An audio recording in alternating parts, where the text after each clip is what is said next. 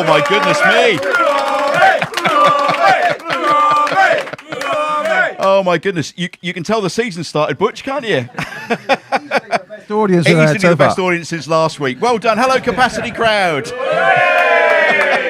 I think the beers have helped, don't you? Well, they were here early, the boys. They were here nice and early, yeah. Well, they're taking on fluids because it's fairly hot here this evening. Hello, I'm Mark Murphy. Welcome to episode 4 of Life's a Pitch TV on podcast and YouTube, brought to you in association with DPS Tech. I hope you'll join us every week for some big-name Ipswich Town guests, and we've got a massive guest lined up for you this evening. We'll have all the latest news on the Super Blues, looking back at previous matches and looking ahead to the ones still to come. A massive thank you also to our other sponsors for making this brand new show happen. That's All About Hearing, Green King, Forward Floors, Come Hither Design, the Hudson Group, Sound 4, Pro Audio, Venue 16, everybody. Come on.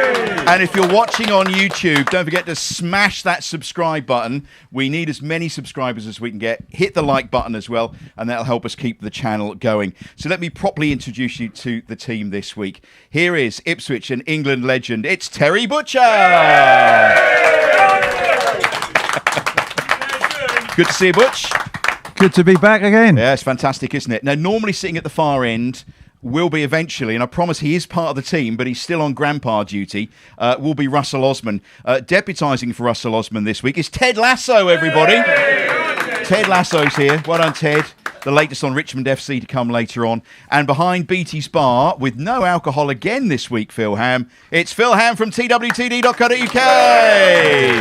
Hello. And a big well done also to Richard, to John and to Mark who are on technicals. And a big round of applause to your good selves, our capacity crowd.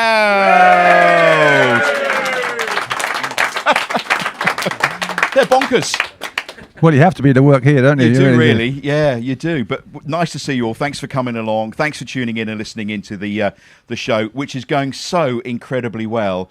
So far, we've been, 3 episodes, and we've had over 35,000 views, pushing towards 40 now. I think that's amazing. So thank you for tuning in. Yeah, thank you. I mean, that's great, isn't it? Yeah, and it's amazing to see different people. You see 1 or 2 regulars, but different people coming in, and they think the studio is a lot bigger than what it actually is. So they're all crowded and shoehorned in the corner, and it's a bit hot and sweaty, but... No, it's just everybody wants to be here. We can't divulge the address and where we are, but everybody wants to be here, and I think that's the main thing. And they've come from all over the world to be here today. An international audience. International audience, yeah. The reaction's been really good, hasn't it, to the show, which we're really pleased with. It's really gratifying, isn't it, how nice people have been about the episode so far and the guests, and I think it's all been very good, hasn't it? Excellent, yeah. We've got some nice comments coming through. Are you getting any bad press at all, Phil? No, only from you lot. Oh, okay. Only from you two. Well, you were dubbed last week 4-second Phil, weren't you, for your Keep You Up challenge. And I did write 4-second Phil on the Keep You Up challenge leaderboard over there, which Chambo is now at the top of after last week. You can go back and watch all the episodes, by the way, if you haven't seen them yet. Connor Chaplin, Cole Skews, Luke Chambers. And you're in last place at the moment. Yeah, well, yeah. I meant to write myself down in 10th. It was my plan, even though we've only had 3 people. Well, perhaps there'll be a chance for you to go higher up the leaderboard at some point. With extensive coaching. Yeah, I think. Well, we can manage that. Lots of nice comments coming through on last week's show. Bugs has been in touch. Yet another great show, guys. Good luck to Chambo in whatever he does in the future.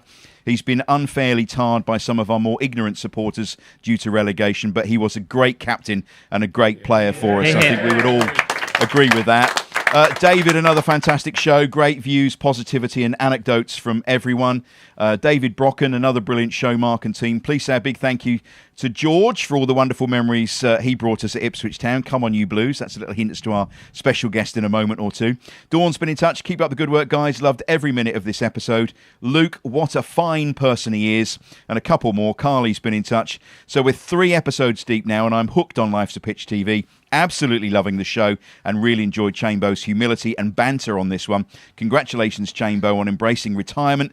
Such refreshing, positive vibes about your future up the town. And George says, really enjoyed the first 3 episodes. Keep up the good work. So if you are enjoying it and you're watching on YouTube, please subscribe and please like the show, and it will help us keep the show going. We've got lots to talk about today, haven't we? We've got games that have gone, games to look forward to, but we're going to bring in our special guest, someone Butch you know very well.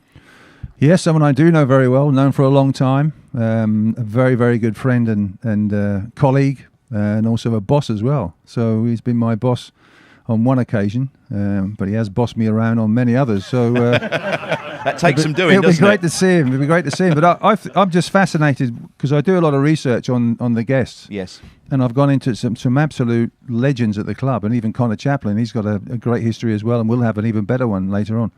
But these guys that come in, what they've done and what they've given Ipswich Town in the past has just been immense. And I feel proud to be on this sofa, this biggest sofa in the world, talking to them and saying, look, what about your careers? Because their careers virtually speak for themselves. And this guest coming on now, unbelievable Ipswich Town manager, unbelievable Ipswich Town player, but just an unbelievable guy as well. So we have some of the best people on this show, and he's definitely one of them. We do indeed. Capacity crowd, give a big welcome. It's George Burley!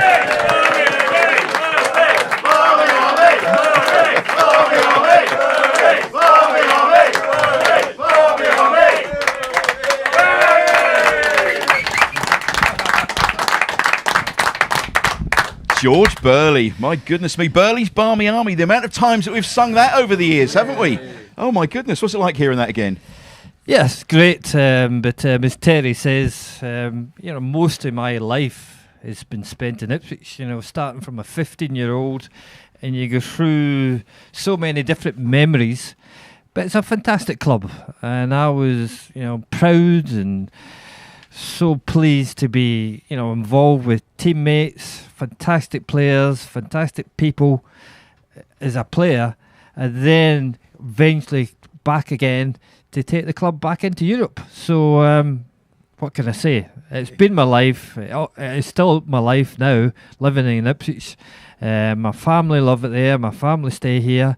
So it couldn't have went any better. You talk about taking us into Europe. Behind Phil Ham at the BT Bar there is a "We're All Going on a European Tour" flag, which I got from our European tour in, I think, 2001. Bam Bam's signed that, actually, and that's the flag that went all the way to Inter Milan. Yeah, European football. I mean, I came to Ipswich from Colchester, and I thought, well, what am I going to try and do? The club's at a position where they're near the bottom of the league, but I remember being in Europe, and I said to the press, I want to take the club back to Europe. And he went, are you sure? Are you a mad Scotsman? You get no chance. So dreams do come true, and it did. And and now the feel about the place is similar, which is great because we've had hard times, and all clubs go through that. But I remember a 15-year-old, nobody could understand me. Even Terry couldn't understand George, me. I have to say, you've really picked up the Suffolk accent. Yeah, I'm a true Suffolk boy now, so that's great. And I say that some of the best times of my life was when I was apprentice. We came to a club. I came here, left home at 15. My mum and dad wanted me to stay. I thought, whoa, let's give it a go. And really, it just went from strength to strength, and because of the people. When you look at the people, the Bobby Robson, the best manager ever in time. There's no doubt about that. And he came to Ipswich, and it was a lot. I remember, I don't know if anybody remembers that far back. We're playing Man United. We get pummeled about 4-5-1. George Best was playing, and they were shouting Robson off, Robson out, and the co-balls went, Bobby, I'm embarrassed with that, fans. I'll give you another year's contract. And that's where it all came from. That belief in your manager. The co-balls were special people. Terry could tell you loads of stories, especially them at the bar, I can't remember, George, to be honest. Well, they did, because they looked the same when they were sober and they were drunk. But you when you came here, you got to like the food very much, didn't you? Oh, because Kevin Beattie, he liked to give people nicknames, and he enabled you. He gave you the nickname Two Dinners, didn't he? Well, those were the days. Because you literally had 2 dinners. I had a big appetite. Especially my favourite, there was tatties and mince, and it's still the same. Plain and simple. So but those were younger days when we were training hard, playing hard, but. To be brought up as a person, walking about Ipswich, we used to stand at the Cornhill there, watching all the girls walking past, and we had the great times with we were part of the community.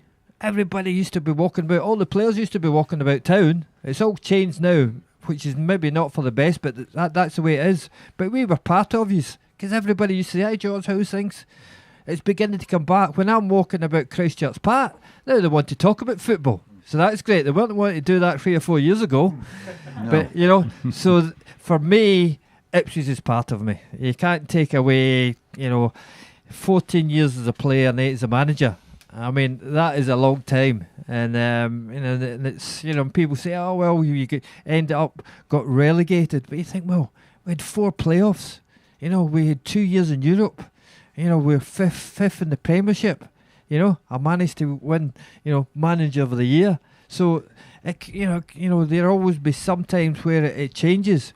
And now I feel the atmosphere about the place is going to get back to where it once was. Well, George, I can throw these notes away now because you've described everything I'm going to ask a question about. Mine too. Well, should we take you back to the beginning? Your debut. A bit daunting, wasn't it? Old Trafford, Man United away, George Best. Well, I always tell the story about Sir Bobby. I played for the youth team and did quite well there. Actually won Player of the Year of South East Counties. I'll drop that one in. You didn't get that one, Terry, did you? I don't forget those things. That's about the 33rd time I've heard it, George, but never mind that. And then Bobby came on the Thursday, said, bring your stuff to travel. I went, okay, when I was only 17, I'll travel, but So then on the Friday morning, he says, you're going to play, George. So you better, will your mum and dad come? I thought, well, Ayrshire, going to Manchester, still took you about 7-8 hours. I think they had an old sort of Hillman Minx or something. But so, okay, so I phones up, hey, Mum, Dad, I'm going to be playing at Old Trafford, and I'll be probably playing against George Best. All right, son. So they left, gave themselves about 8 hours to get there. So I was sitting in the car park, and I look over, and Bobby walks down the bus. Says, George, is your mum and dad here? Yeah. I said, yeah, they're over there, Bobby. Fine. So he goes out the coach, walks along. Mr. and Mrs. Burley, there's 2 director's box tickets. And that just about summed them up. Wow. So the game went quite well, and Bobby there. I think Bestie only nutmegged me 3 times. So wasn't bad. Result, isn't it? We got beat then, but Bobby raved about me and it just went from there. So that was a great occasion, and it couldn't have been any better at Old Trafford. He did rave about you because after the game, he lost 2-0 that game, remember? I forget about that one. I looked it up. No, but hang on. But Bobby Robson accused his players of jumping so high away from tackles that 5 of them should have been on horses. You can imagine him saying that. He also said that 10 of his players should give their wages to George Burley, who was a 17-year-old boy. That kid of 17, he said, just coming into the side was superb, and we let him down. Wow, unbelievable. He probably felt for me because I think I was earning £7.43 at the time. I mean, that is praise indeed, though, isn't it? Really, for your debut like that. It's amazing, isn't it? Well, that was Sir Bobby because he loved bringing young players through. What a record he had. I think he signed 14 players for his whole time, his 12 years as a manager. I mean, clubs are signing 14 players every season now. So that shows you how he treated them. Because I'm sure that he must have felt, oh, maybe George didn't have a good game, leave him out, rest him these days. You hear managers saying, no, well, we've got to bring him out. And Bobby says, go and play, learn from mistakes and get better. And sometimes these days they just drag you out. And that's not a great sign. But Ipswich, we won the Youth Cup 70. You view it record 73, 75, and that was the start of the beginning, bringing young players through. And I think the community appreciated that. They said, "Oh, you young kids playing. You've got a chance at Ipswich because they'll give you a chance in the first team." Was that for the rest of your career? You brought a lot of young players through.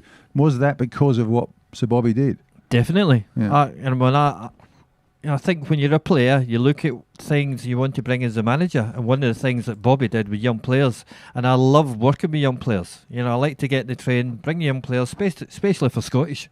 You could understand me. So that was great. So you're bringing the only young ones, players. George. They're the only ones. You'd walk in, you'd Brazil, and people like that, they could do it. So I think when I've been very lucky at Ipswich and Derby and Southampton, where I wonder when Gareth Bale had come into it. Yeah. Yeah, young players. They were all 17, and I think we brought so many young players at Ipswich. You can name about 7, 8 of them that came through and played at 17. Yeah. Was that when Tom Huddleston came through as well, didn't he? Derby, that was another one of mine. Yeah, but then they sold him, didn't they? Or they're going to sell him? Was that one of the reasons why you left there? Yeah, one of the reasons. And the chief executive was a nutcase. Well, I know. Yeah.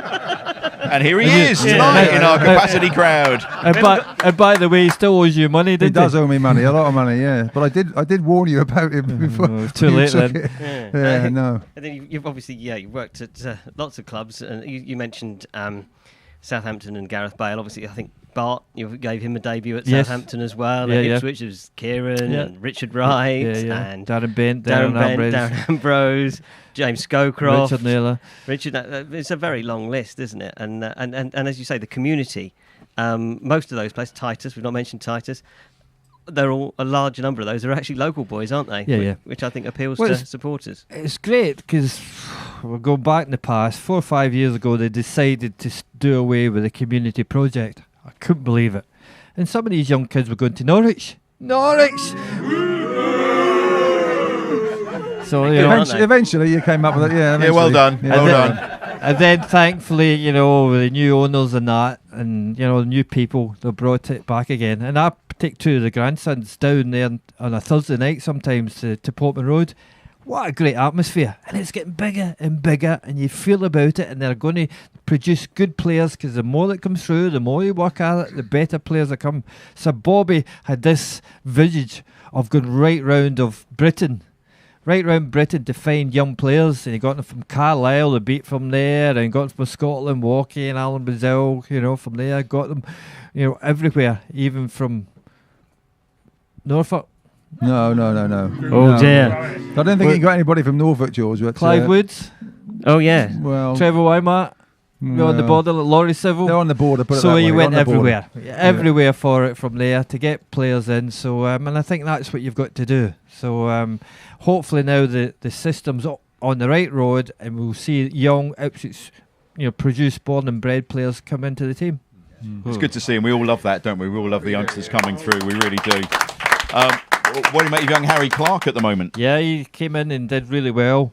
And I thought Dinashian was so unlucky to get left out, but Clark is maybe more of an actual right back. So, even last night he changed 11 players. I wasn't at the game, and people were saying it was just as good as the first team. So you got a great squad of players. You can't win in 11 players. So you need a squad these days with the amount of there, and bringing young players like Clark back, because he was a really good youngster, goes to Arsenal, comes back again, and it's worked very well. Yeah, it's working very well. Behind you, George, is a scarf, a genuine scarf, Ipswich Wembley 1978.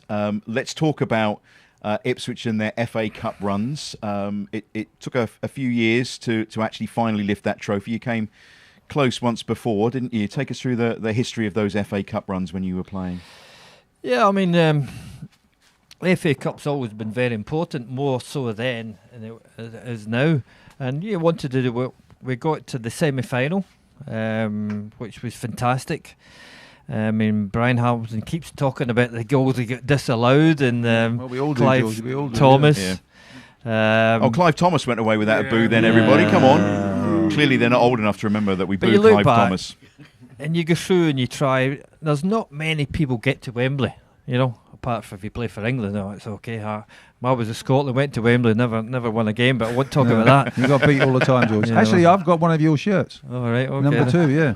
It was after a victory, of course. But did it have? I think he threw it at me, to me. Did it have blood on it as well? No. Okay. No.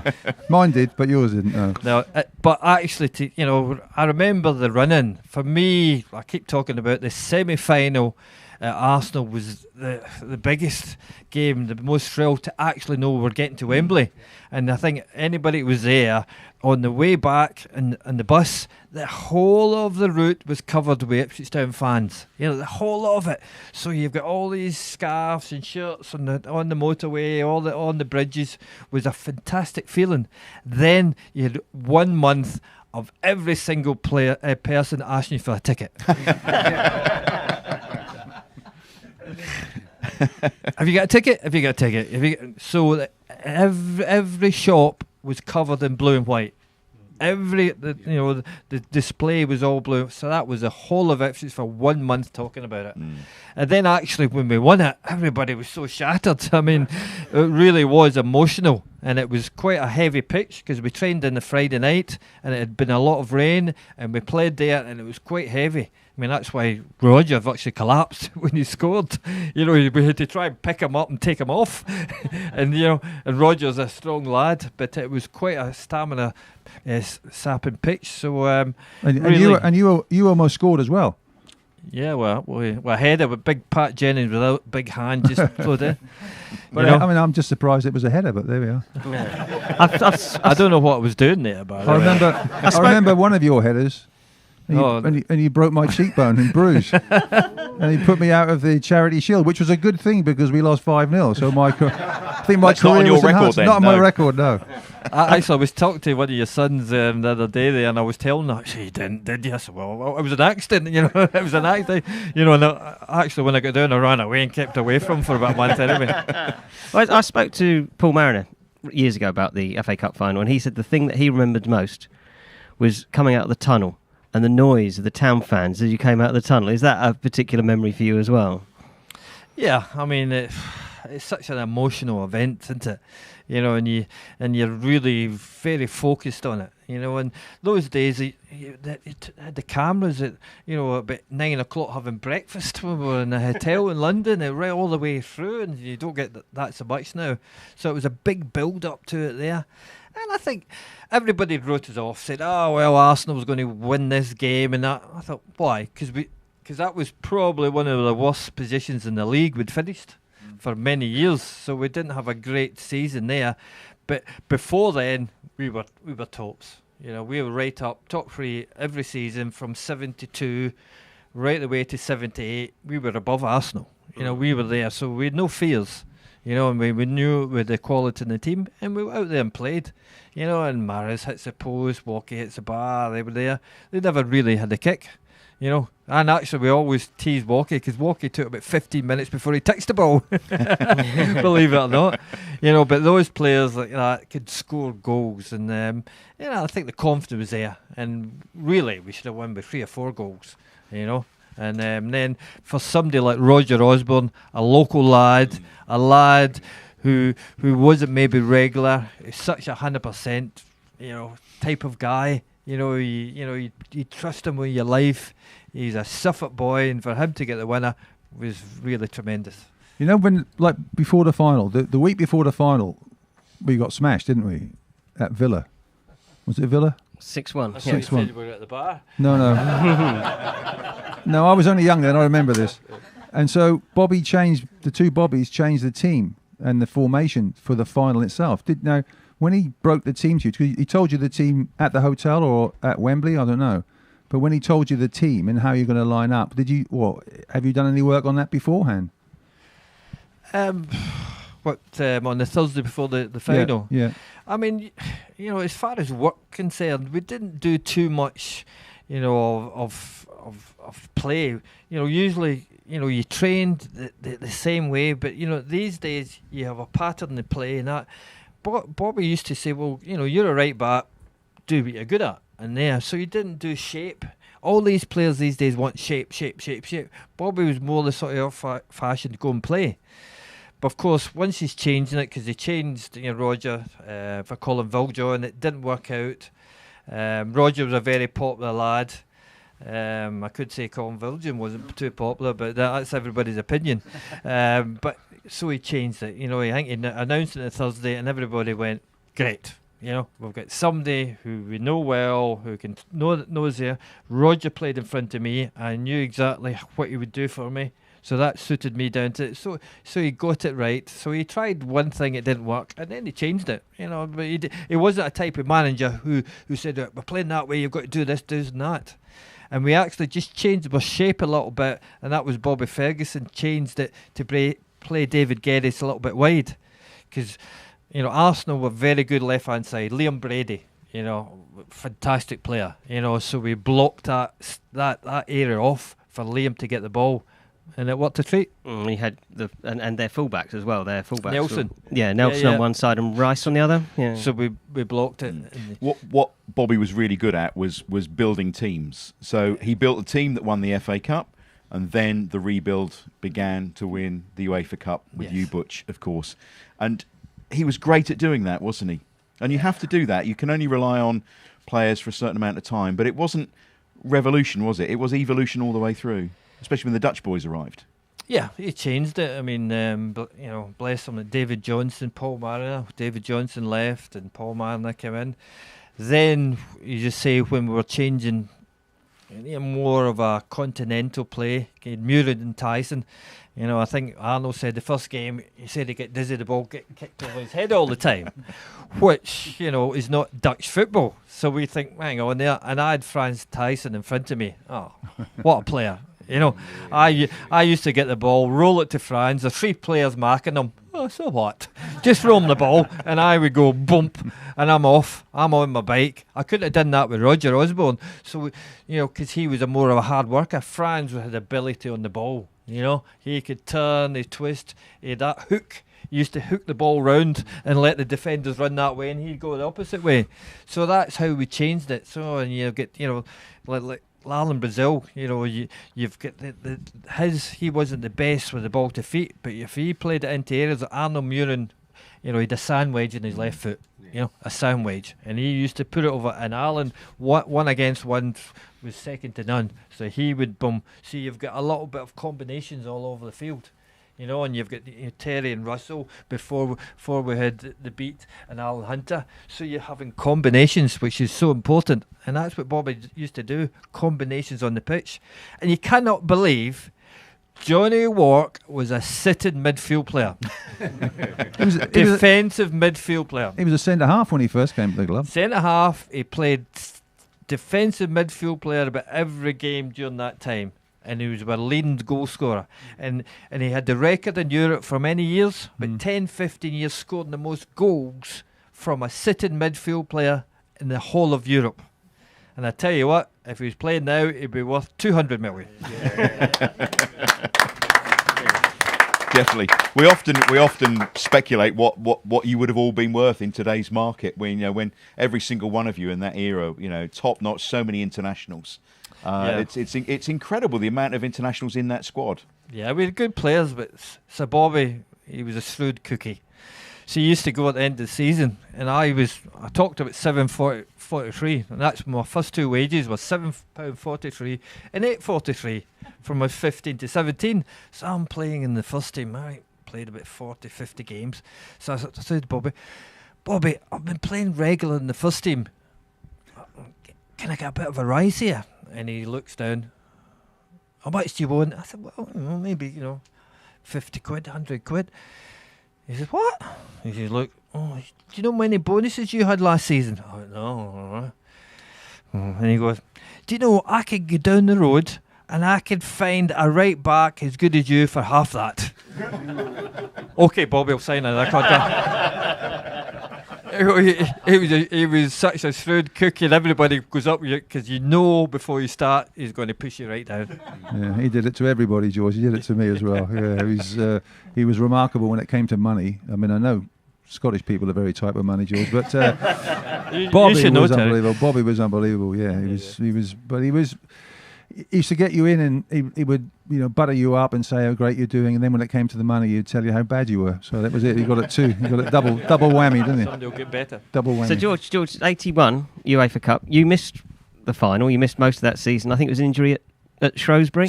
Yeah. And it was a cruciate, wasn't it? Yeah. And is it right? You were the first player to come back from a cruciate. Yeah, I was. So you must have feared for your career at that point. Yeah, I did definitely. I mean. It was January, FA Cup, ball goes over my head. I leaned back and felt my leg underneath me. So, fine. Because, believe it or not, I never had any treatment. Scotsmen didn't get treatment there. They couldn't afford it, that's for sure, yeah. So I picked myself up. Right, I hobbled about. We'd use were one sub. Right, so I'm running there. So they put me down out the right wing. So Walkie's getting the ball. And he kept passing me the ball. I said, Walkie, I can't move. Don't pass me the ball. So, okay. So eventually, physio, treatment, went to the training ground, kept falling over. So I was lucky enough. Kevin, unfortunately, had problems with me, and eventually went to Cambridge. A surgeon called Mr. Dandy, and he brought the arthroscope to this country. And he looked at my knee, and he could move it always. And he said, well, George, I'm not sure, but you've torn your cruciate ligament, medial ligament, cartilage, and I don't think you'll play again. And that's what he told me. How does that feel when he says that to you? Well, yeah, you can imagine. Yeah. It was 23, 24. So it was, and it was hard. It's a hard drive back. But the physio said, don't worry. He's a great surgeon, and I'll get you fit at Cambridge. So I went every day to Cambridge. He wouldn't let me near the ground because he said, nobody else is touching your knee. I'm going to get you right. 7.5 months, 8 months' time, I was fit, and I went to World Cups in '82. So he did a good job. Yeah. But it was a difficult time. I can imagine. I'll tell you what happened as well, because I just told the story before. We just reminisced about it. When he actually had the cruciate operation, in probably about March, we were playing a game. I think we were playing Forest or somebody. We were going to play a game, so we got in the bus, went past Cambridge as you had to do in those days, and we went in, and so all the squad piled into George's room, nice private room and everything else. So we all piled in, but unbeknown to George and to Jill, I think his wife, we had the lad's a bit of a lad, so we had a blow-up doll on the bus, and we put my coat around the blow-up doll, and we would bring it in. The World War films when they used to have the Stooges and all that sort of thing.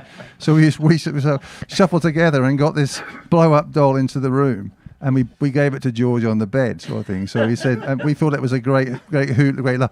But then the nurses came in, and I think Jill wasn't happy either. So we had to get out pretty quick. So we left him with the blow-up doll. Yeah, because I was laying there. I just, had just been operated. I had a full-length plaster, and it was covered in blood. And I'm sort of, and I hear this noise. I heard, that sounds like Mariner. So.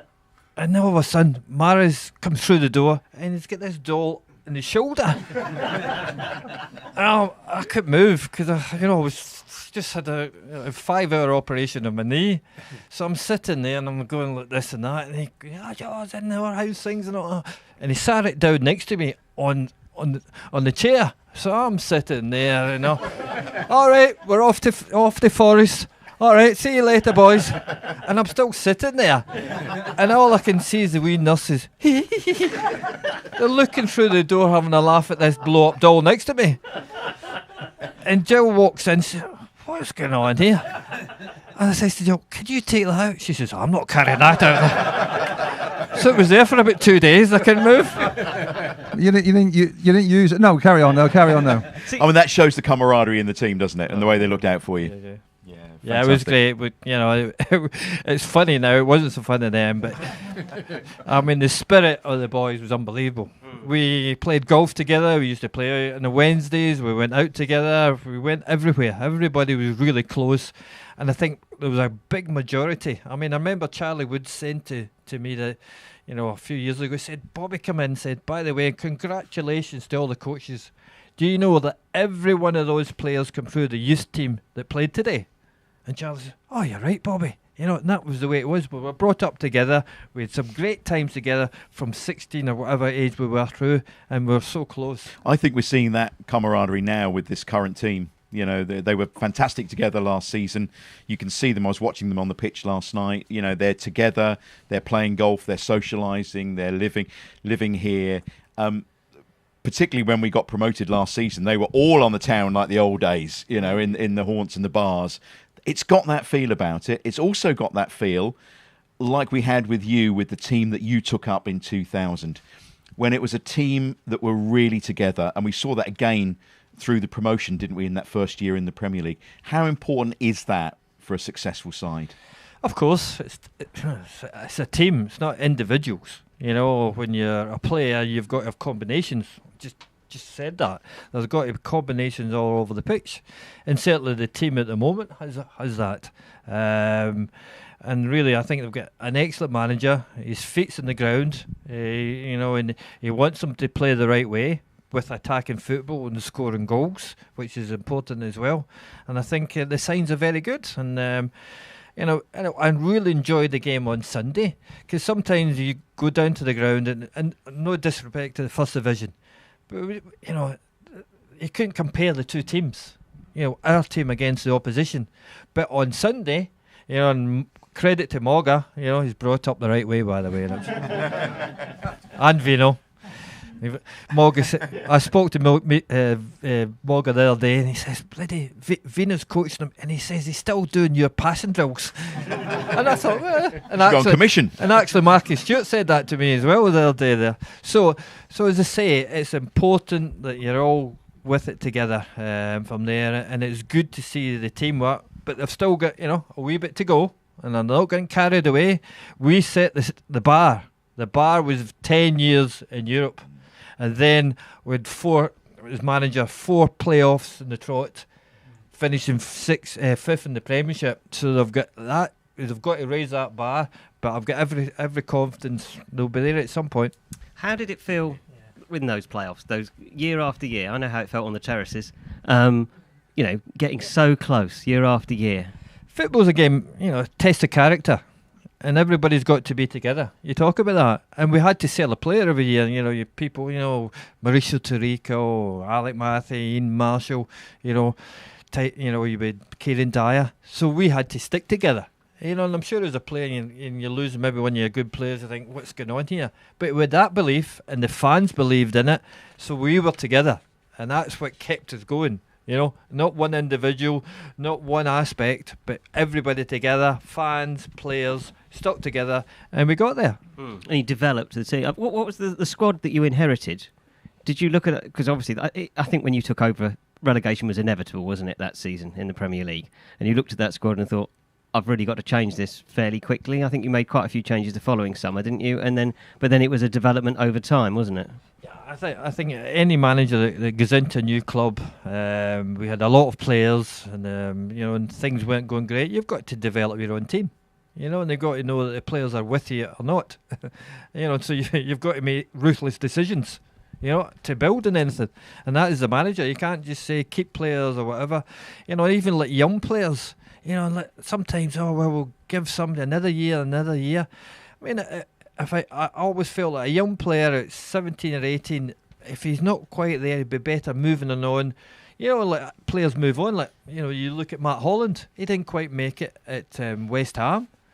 Goes to Bournemouth, we take him, and he ends up going and plays in the World Cups. So it's better that young players, if they're not going to get the chance, you've got to say, at the moment we can't offer you something for their own benefit, and then they move on, and you've got to move on as well. What do you think about, I mean, I've got to mention Dale Roberts, because, you know, we all love Dale Roberts immensely, and how big a part was he in the process? A major part of the team, you know, and we talk about, you know, players, we talk about, you know, Sir Bobby, but he had, you know, Cyril Lee and Bobby Ferguson, Charlie Woods. So it's very important, and Dale was, you know, my best friend, my best man. He was at Scotland with me, so Colchester, Ipswich, so he was very much a part of me, you know. So that was a massive blow as a person, more than anything, you know, and as a team member. But you know, I think it was difficult to come over it, but we had to move on. And you know, and he's, you know, we're still very much in contact with his wife and family. But when in life, it's not easy. Yeah, but he was. I mean, his contribution? He was a lovable guy. We all loved him so much, and obviously that warmth and that attitude to players helped enormously. It does. You know, as a manager, you rely on your staff, and you know, Dale was from the northeast. He liked being with the players. He had a great spirit with them. He would tell them black and white what he thought. He worked really hard in the training ground, and he couldn't ask for any more than a better coach. So it was a big loss for everybody and for the team as well. Something Jambo said last week was about Mick and during his time was that he felt it became a bit predictable, and it reminded me that when you were the manager, you used to change your coaches, didn't you? Every couple of years you had John Gorman for a bit, you had Stuart Houston for a bit, Brian Hamilton for a bit, and I've spoken to players of your squad and they felt that kept things fresh. They felt that was a very positive thing that you did. Was that was deliberate, presumably? I think just things develop. It's not a one say I've got to change him because of that or you got to do that. I mean, you listen to some of the players. I remember like David Johnson in TV. George used to do the same sort of training all the time. I think, well, what does Andy Murray do? What does what do sportsmen do? It's repetition. If you don't actually able to do the simple things well, you can't play football. So if I can't control it or pass it to somebody, because Terry will tell you there used to be after training there was so many players going bang. Russell would knock balls with Terry. With Paul Mann and I used to just ping balls into him and control. And I would say to the boy Hurst, he needs to do that.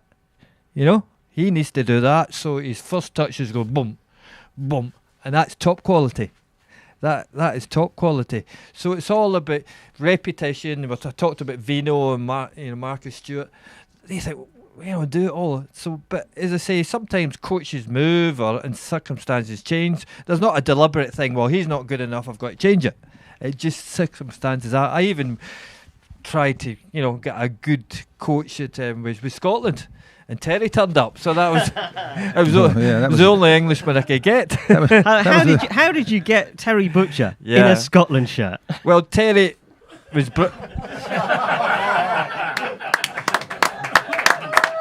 That was a weak moment, Butch, wasn't it? Terry seen the light.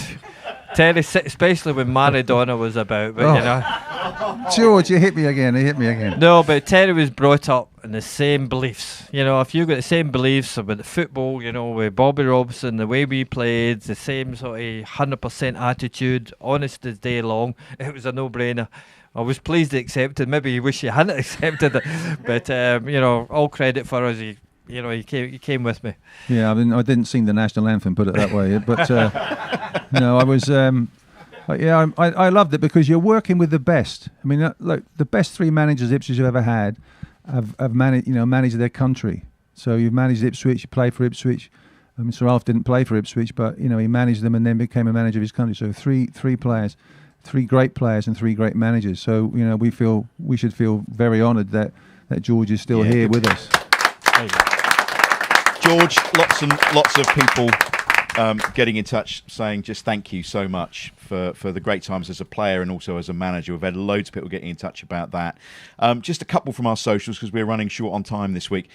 This is from George.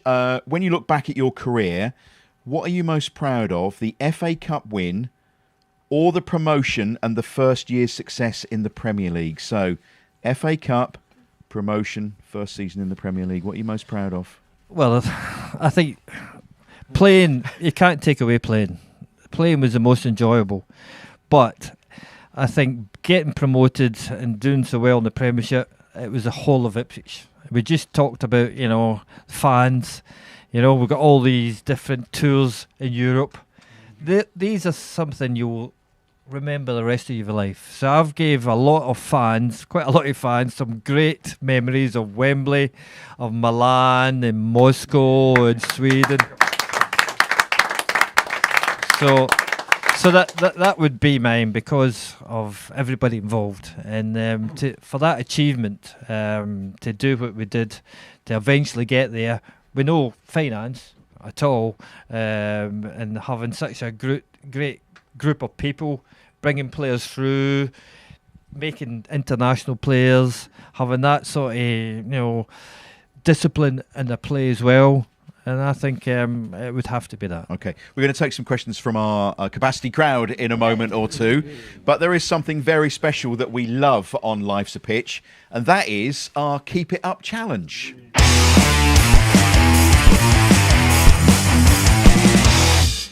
Now, the thing is, George, you're carrying a bit of an injury, aren't you? We've just talked about it. No, come on. Look, we've got to, Come on, you've give got to him look a after break. him. Give him a break. Come Give on. him a break, I really should have everybody. used that excuse myself the other week. So what we did before we went on air was Butch and I drew lots, and Phil Ham won. And Phil wanted, he's really grumbly that he only managed to get 6 the first time. And earlier this evening, he was saying, well, I'd love a chance at some point to I think that's my twin brother. I think to get that sorted out so that we could actually see if he can do more than 6. Shall we give him the ball? Come on, Phil. Here is your ball. Come on, no hobbling. See if you can beat your own record of 6. George, do you want to coach him through this a bit? No, he doesn't need it. He's got all the gear on there. All the gear and no idea. I think I will actually come in my boots now each week. And the thing is, I've got the whistle. And the capacity crowd is going to count. Butch has got the timer. So, Phil, you got 60 seconds. Yeah, it won't take long, everybody, so don't worry. It won't be long. Okay? So are you ready, Phil? Okay? No, well, this is a chance to redeem yourself, okay? So, 60 seconds begins. 1, 2, 3, 4. Oh dear. Oh dear. Mark, dear. I feel rather... George, your assessment of that, what would you say to him if that was in training? Keep practicing. I didn't even start the clock. He was finished before I started it. 2 second Phil. yeah. So why don't you still remain third on the leaderboard, everybody? On the Keep It Up Challenge leaderboard. Fantastic. We've got some mentions here. Now, you've got a friend here from the United States, haven't you? I have, Mark Stoneman. Mark, come up to the microphone. Come on, Mark, all the way from New Hampshire in North America. And tell us how you got involved with each other. Yeah, well, in 2005, if we can all remember that far back, Mark was stationed in Iraq with the US Army. And some people may remember we did a TWTD did a shirt collection. And we collected hundreds and hundreds of shirts, and the club got involved, and they sent some old kit, as their old former kits as well. And somehow we got them out to Mark in this town in Iraq called Hamrin, which you were running. Well, you can take up the story from there. Yeah, I was a captain in the U.S. Army. I was responsible for 3 towns, about 50,000 people, at about 100 soldiers to do that, and we just tried to make a connection with the people. And one of the ways to do that was through football, because everyone talks football. I've been an Ipswich supporter since when George and Terry were playing. I used to live in England. They dirt poor population, but Terry and I were talking earlier, with football, all you need is a ball and a couple of jumpers. Tried to get the government, the U.S. government, to give me money for equipment, for shirts, and, I wasn't as persuasive as Sababi. And I drew blanks. So I contacted Phil. He didn't know me. And I said, hook a brother up. And he and Vanda, his now wife, did a collection at a couple games. And I was like, if we could get 20, that'd be great. 2 teams. And we got in more than 500. Wow. It was amazing. And it was, and I think you said that the kit they had before had a present from Saddam Hussein on it, didn't it? Yeah, there was a men's league, and I was on a patrol one day, this game was going on, and I noticed after watching for a while, the guys had their shirts on inside out, and I asked one of the Iraqis through my interpreter, I said, why are they wearing them inside out? And it says, well, instead of a sponsor, they have a gift from the president on it. And it was Saddam Hussein had given them the equipment several years before, so they didn't have anything else, so they wore them inside out. Those guys actually sent me pictures like a year or 2 later of them playing a fixture in our away kit. I'll tweet some of these photos from there. I mean, but you basically hailed a Black Hawk, didn't you, to try and actually get them there? Yeah, like you said, a Black Hawk helicopter. Yeah. Okay. Yeah. As one does. Yeah. Right. I mean, it took, as Phil was saying, it took us a while to get the stuff out there. Carl Day ran a logistics company. He got the stuff to Balad, which was this huge air base. But by the time I got there, I'd given up all my equipment. We were going home. So I just walked around the flight line one day and till I recognized the pilot. And I was like, you wouldn't be happening to go to Hammering, would you? And the next day they laid on 2 Hawks and we flew all the shirts out there. And I went and gave them to the mayor. And then I went home literally the next day. Brilliant. Yeah. Brilliant. Yeah. Well done. Yeah, Fantastic. thank you. Amazing. And you're going to write. You've got a book coming out at some point, haven't you? Yeah, I've just finished a book about that year. It's coming out in the new year. It's called Driving Around Waiting to Get Blown Up. And Well, let us know. Let us know when that's out. and that story features prominently Brilliant. because it was definitely a highlight of that tour for Well, me. it's great to have you here. Thank I know you, we've got a thank lot of you. North American fans, but thanks for coming in and what you did. thanks for having Brilliant. Billy's here. Where's Billy? Come on, Billy. Question time from Billy for George. Hi, George. Hi there. I had loads of questions for you. You've answered most of them. Thanks, Mark. So Sorry. let's go to your toughest opponent. You've mentioned George Best earlier on, but would he have been your toughest opponent, or would it be someone else? I don't know whether I should say this, by the way. No, Rita says no. My toughest, No, unfortunately, you're not going to say his name, are you? Maradona. We played Argentina. I think it was about on 1979 at Hampden. He was only about 17, 18, and he was unbelievable. You know, that was probably his best time at the before they played against England, of course. But Maradona was unbelievable. You had Johan Cruyff, were there. You look at. Remember John Robertson? I used to hate playing against Nottingham Forest because you couldn't mark him, Robbo, because he was so clever. And they had a team where they worked, where the winger went deep and you couldn't get hold of him. And then when they got the ball, we could go wide and he could come inside. So in England, definitely, I think John Robertson, lovely lad as well. He was in the Scotland squad. Yeah. But I was very fortunate to play against a lot of good players as well as Maradona, Terry. Well, I think we ought to George. arrange to Cheers. boo Maradona, actually, for Butcher's sake here, every time that man gets a mention, because loudly, he very seems to loudly. get a lot of mentions, doesn't he, on this? Too many. Too many. Melvin's got a question in his England shirt, everybody. Come on, Melvin. Big moment. George, you might recognise this. Yeah, well, yeah. Don't talk to it. And much maybe the about it. number on the back. All right, number 6. Growing up, obviously, as an 11-year-old, watching the World Cup final, monumentous game, one of the only people on the road to have a television, so the room was quite full. But growing up, we all had heroes, so Bobby Moore and also Bobby Charlton were my schoolboy heroes. Who were your schoolboy heroes? Schoolboy, I wasn't a big fan of any team, but Rangers were my team. My dad used to take me to Kilmarnock, and they were actually played in Europe in the sort of 68, 69. But my sort of hero was John Gregg. He was a renowned Rangers player. He was big and strong, quite aggressive. So there and worldwide was Pele. I always think people compare who's the best, Ronaldo, Messi. I mean, Pele had everything. He had everything. So it would be interesting. It's hard to compare different eras, but Pele for me was the best ever player. But as a youngster, John Gregg, because he played for Rangers, was my hero. Yeah. And who would yours be, Butch, when you were growing up? Well, the Beat was mine, my hero, and Bobby Moore, of course, number 6. And that's why I love wearing number 6. I couldn't stand wearing number 5 because I looked. My first number when I was younger, I got an Arsenal shirt, believe it or not, because it was the last one on the shelf. So I got that, and my mum got a number 5, which was the last one in the Ducat thing, and she sewed it on number 5. So that was, and number 5 for Arsenal was a guy called Ian Ure. And he was Scottish from Dundee. Scottish I didn't have a clue who he was. and since then, he's a big hoofer. Since then, I found out he was absolute crap. So there we go. So my career can only go up. Well done, Mum.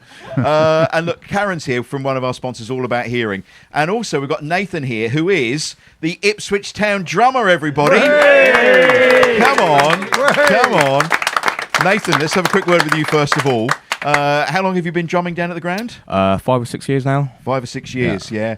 And you haven't got the drum here because it's protected, isn't it? It's locked away, all ready for Saturday. Yeah. At the stadium, yeah. Yeah, and you made a lot of noise against Bristol Rovers in midweek? Tried to. Yeah. Bit hit and miss. Oh, Cup it's okay. games. 15,000 It will crowd. do. It was really good for a cup game. Yeah. 28,000, I think, on Saturday, so it'll be nice and loud.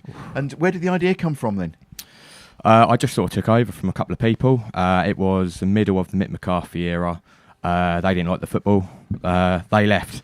Fair enough, each to their own. I was there throughout all of that, as were thousands of others. I could drum. They were looking for someone. I said, look, let me have a quick go. I took over for 10 minutes at the end of a game. They were like, you can do it. Took over from there, and I've been doing it ever since. Well, it's fantastic. Adds to the atmosphere. It really does add to the Thank you. atmosphere. No, I enjoy it. And my goodness, did we need it during mix time? But it's a little bit cheerier now, isn't it? It is, and yeah. Karen's here from All About Hearing. And you're going to have to stand on tippy toes to get up to that microphone, Karen, because I mean, it's actually genuinely a lot taller than you are, isn't it? Let's bring that down. It doesn't for you a take little much bit. for me. To be- You've got a present for Nathan here I because you're have. worried about his hearing. Well, All About Hearing is all about, obviously, embracing and empowering people with hearing loss. But actually, a lot of our work is about education and hearing protection. So with Nathan's great work and the town really needing that push, and we need so much of the entertainment value from the crowd, we thought we'd protect his hearing. So we've made them in the Ipswich Town colours. So he's going to sport them, and they've got a filter inside, so he'll be able to get all the atmosphere himself, along with protecting his hearing. Oh, that's brilliant. Fantastic. Excellent. Thank you. One of our great sponsors, All About Hearing. Nathan, you looking forward to Saturday? Can't wait. Is all I'm going to say. Bring it on. Bring it on. Excellent. Who's up for Stoke at the weekend? Fantastic. Quick shout out because on Sunday, the 13th of August at Kesgrave, there is a football fun festival. They're doing that in conjunction with the Ipswich Town Foundation, the Community Trust, and it's going to be a fantastic event. So that's at Kesgrave on Sunday, the 13th of August. That's at the Community and Conference Centre if you want to go along there.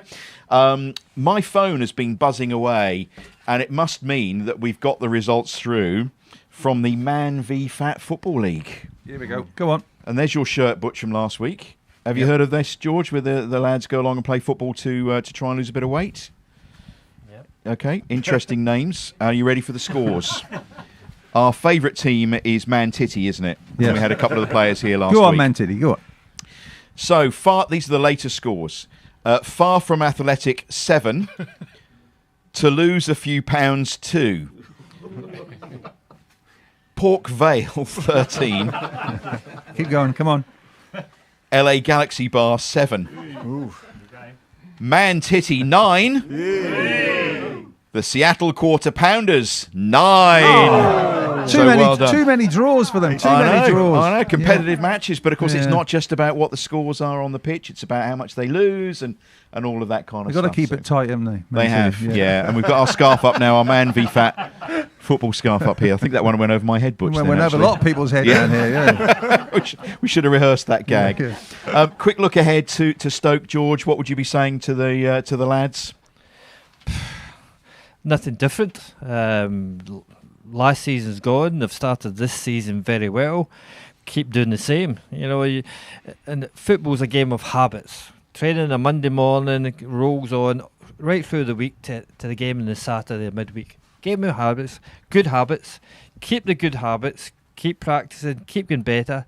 You know, continual improvement. You know, that is what that should be, whether you're 16 or 35, whatever. Continual improvement, and they've done that.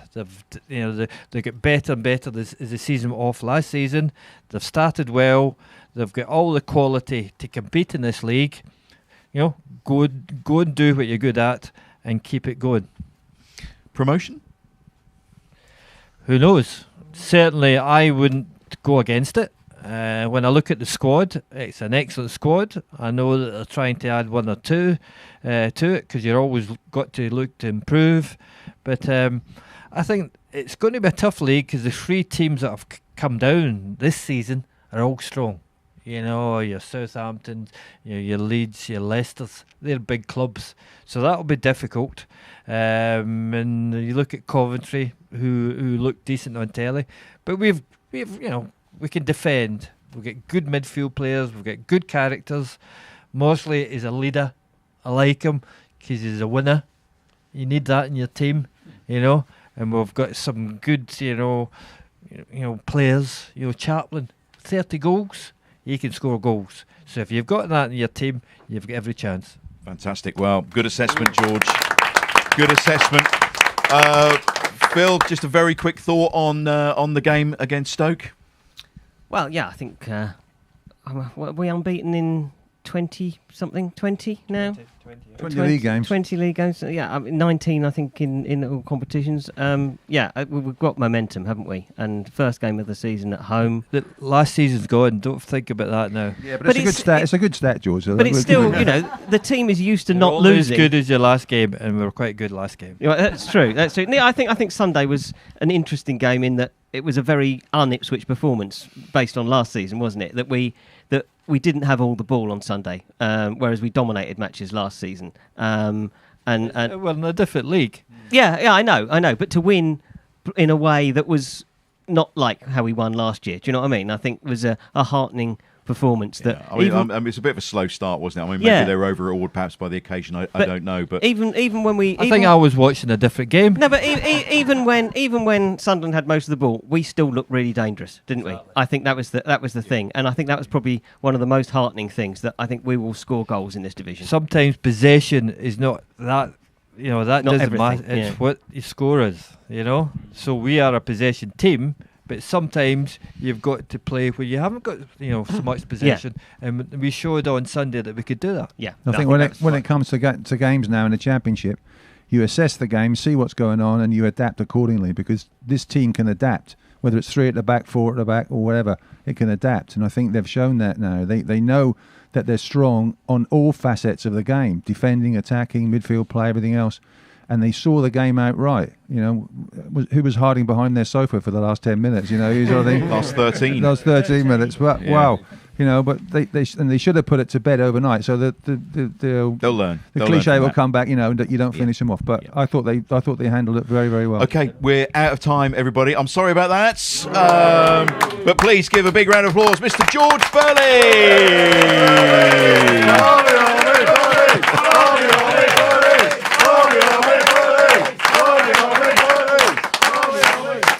Next week, we'll be joined by someone who also has quite a few appearances for Ipswich Town to his name. Mickey Stockwell is our guest on Life's a Pitch TV next week. Thanks for watching. Thanks for listening. Don't forget to follow us on our socials on Instagram, Facebook and Twitter. If you watch on YouTube, please hit the subscribe button. Like the shows as well. You can go back and watch Connor Chaplin, Cole Skews and Luke Chambers, and tell all your friends about Life's a Pitch TV. And here's to a big win for Ipswich Town on Saturday at Stoke City. I'll see you down at the ground. From all of us here on Life's a Pitch TV, good night.